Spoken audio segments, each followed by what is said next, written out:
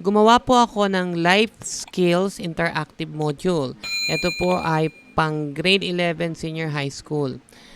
Mapapansin niyo po meron siyang objectives, lesson 2, interactive simulator, saka summative test na 60 items. Halimbawa po, natapos na tayo dito sa objectives natin, i-click niyo po yung begin lesson, pupunta po siya sa lesson 1. So, ine-explain po niya lahat. And then, proceed po tayo sa lesson 2.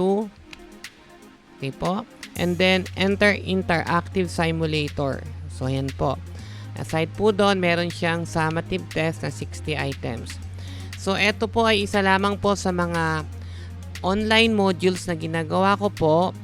At makikita nyo po ito sa aking channel. So, saan po ba yung channel? So, bisitahin nyo lang po yung aking YouTube channel na Erlan Imbien.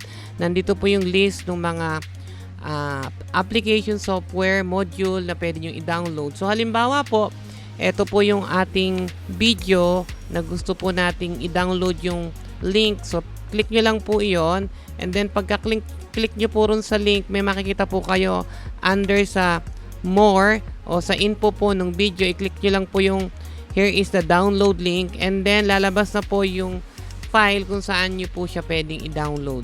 So maliliit lang po yung size ito at magwo-work po siya kahit sa Android,